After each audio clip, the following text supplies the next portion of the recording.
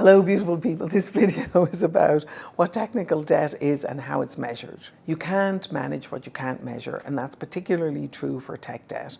And there are specific metrics that'll help you get a handle on it.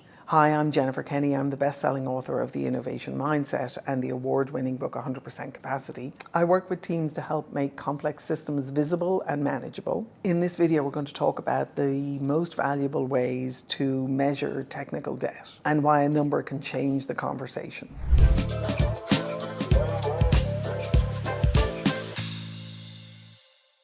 Why measurement of technical debt matters. When we think about tech debt, we think about it with a certain level of dread, and we talk about it a lot, but I haven't come across that many teams who have been very successful at really quantifying it and getting a handle on it and measuring it. Sometimes we are running so fast towards demos and we are running so fast towards project milestones and goals that we don't leave a lot of time or energy or effort for dealing with tech debt. Yet, if we're working on a project that has a handoff, say from a development team into a productization team, that tech debt is going to be a really serious measure for success for us if we're handing off to a productization team. Chances are, if you're working on an internal project, no matter how close to product you are, there is still a productization process that your work needs to go through, and the people who are going to receive what it is that you're delivering to them are going to be either seriously encumbered by the tech debt that you're passing on to them, kind of punting to them, or they're going to have a clear understanding of what that is because you're beginning to discuss some of those metrics with them early on in the game. And you're beginning to manage tech debt the same way you manage the project, which is you quantify it, you look at how it is that you reduce it or optimize it or leverage it strategically. So as you start thinking about that, recognize that it is part of your definition of success, your success criteria for the project, depending on where you are in the product development process. Now, the interesting thing about tech debt is if you're an internal development team, say an IT team, and you're releasing product to your internal customers that have a lot of tech debt, guess who gets to hold all of that tech debt? You get to be your own customer for holding that tech debt. And that gets dragged along behind you as you look to be able to be successful in doing more projects. So make sure as you think about tech debt that you understand who the customer is, and then use the fact that sometimes you're the customer for your own tech debt to be seriously empathetic to external, not external to your company, but external to your project group, customers who are going to own that tech debt that you're going to hand off to them. So why does it matter? The important thing about measuring tech debt is it moves from being an opinion or a dread to being something that we can actually quantify and make decisions around. So as we talked about in another video, some of the technical debt we get into is strategic. Kudos to you, it can be managed that way.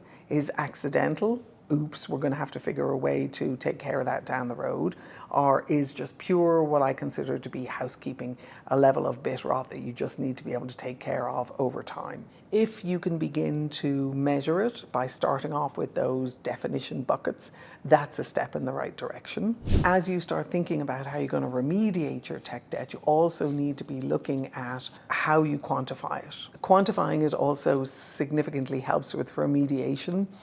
I've talked about tech debt remediation in other videos in the channel. Some of those will hopefully help you. One of the things that's worth looking at is your tech debt ratio, which is recognizing that that is the ratio of the cost of your project to the amount of tech debt that you're carrying. So the ratio equals the remediation cost plus the development cost. So for example, if you're working on a tiny project, you could have 50K to actually fix the code on a $500,000 project. So your tech debt ratio would be 10%. So look at it in the context of the size of your project and the size of your project from an investment standpoint, from a financial standpoint, allows you to be able to get a handle on how much of it is you're carrying. One of the ways to think about this, we've used the analogy of tech debt being like credit card debt.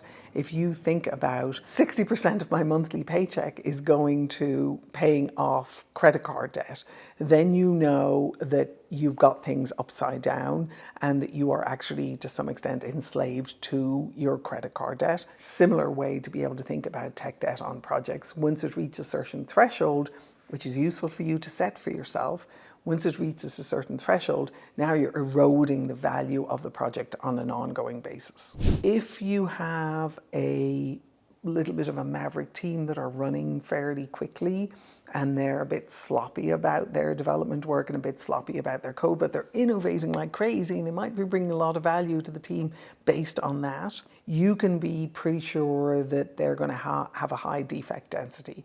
So as you start looking at that, you're also looking at a code quality issue. So think about your key metrics in terms of defects per 1,000 lines of code. You might have little pockets of people who are incurring more tech debt for you because of the quality of what it is that they're doing. That begins a whole other conversation around how do you begin to improve the quality of the work over time. You'll also probably have teams who are creating highly complex code, and I found that this does happen in little pockets where teams have certain practices that may not be immediately obvious, and some of it might be that they're doing some sort of fly by the seat of their pants, little bit maverick work. Could be very innovative, could be valuable, or they could be just taking shortcuts.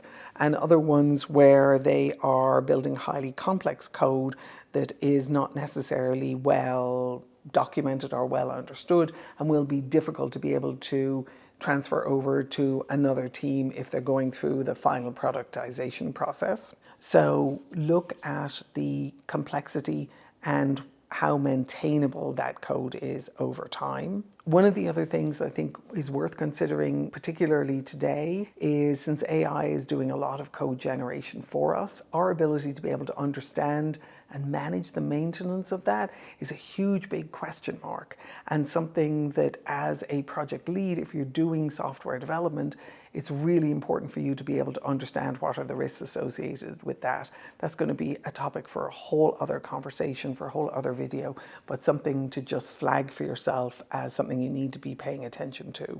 There are lots of tools that you can use to help you deal with this, deal with your code quality, deal with your code complexity, deal with your defects, all those kind of things. And I'm not going to go into them here, but what I do want to talk to is about how you use metrics in your decision making. So the same way as you look to make, say, a 20% down payment on a house that you want to buy, and you probably won't get a mortgage if you're not doing that, you also need to be able to set thresholds for yourself at which point your project is stable or your project is unstable because you're carrying too much debt. Another threshold might be your project is going to be successful based on either a release date where you're releasing to internal customers or a release date where it is that you are handing that over to a product development group who are going to do the finalization of your product and bring it out to external customers. As you go through this process, you'll get a handle on what are the technical debt ratios that people are able to handle, that you can be comfortable with, and that your internal customers can also be comfortable with. Now, we've seen the technical debt ratio, the flexibility of human beings and us as end users get more adaptable over time. There's a major software development company, who I will not mention here, who has taken the idea of tech debt ratio and pushed quite a lot of it out onto the end customers. I have been working with just simply desktop technologies that have recurrent breakages and recurrent defects that are just considered now as something that'll be dealt with by the help desk. Now, that means that I've actually lost trust with that particular company and I've moved almost exclusively to another one. So as you start thinking about what those ratios are, start thinking in terms of the risk tolerance and the debt tolerance that other people are prepared to accept as you look at the network of commitments and the definition of value as you work it through your project. Once you start really measuring your tech debt and you start getting a handle on it and you start building a debt register, and you start building awareness on your team as to the impacts of the long-term impacts of tech debt. The other thing to look at is how is your debt increasing or decreasing, either on a monthly basis or on a release cycle basis. Now, that's going to depend on your particular project and your particular team and what it is that they're comfortable with. But part of your role as a project lead in here is you're educating them about the domino effect of tech debt as it relates to the success of the project. The metaphor of it's like credit card debt is actually really useful because it makes it very simple for people to be able to understand. And the quantification that you're doing, the simpler you can make those metrics, the more readily your team are going to be able to own the tech debt with you and look for ways to be responsible about it and be able to handle it and manage it. As you do your negotiations with your internal customers, and you really start looking at the risk that you're taking in terms of increasing your tech debt versus making some of the deadlines that they're looking for, make sure that you're coming to the table with an understanding of the risk that you're taking on or the risk that you are then punting down the line to your final product development team if you take shortcuts when it comes to meeting deadlines, to metrics, to KPIs, or product to market. And those trade-offs are not necessarily trade-offs you can make on your own. Those trade-offs are trade-offs that you bring the insight and the metrics to the table and an understanding of the impact on your team. But there are going to be 2 or 3 other teams around you that really do need to be part of that conversation. So tech debt isn't just something that you are entirely responsible for.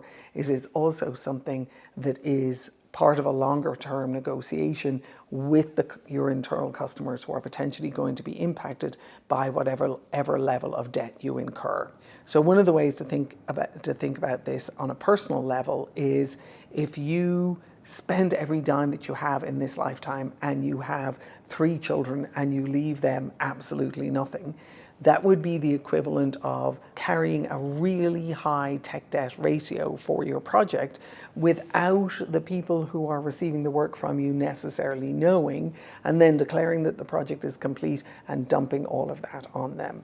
So as you start thinking about the domino effect of the tech debt that you're incurring, make sure that you're also having the conversations around the risk tolerance and the debt tolerance for the other people who are going to be impacted by it. I have another video on this which I think you might find helpful. This is a complex conversation and something that we tend to leave on the back end of projects because we're so focused on the deliverables. It is a conversation that as a project lead, it's really important for you to be able to have and be well engaged in and very sophisticated about. So I have another video on this topic, which is what is technical debt and how to manage it. As you start thinking about how you do this, make sure that you look at the other videos in this series. I'm really interested to hear how this is helping you. If it does, please give it a thumbs up, subscribe, let me know in the comments, and let's continue the conversation here. I wish you the very best of luck with your projects and with the responsibility of tech debt. Take care and good luck.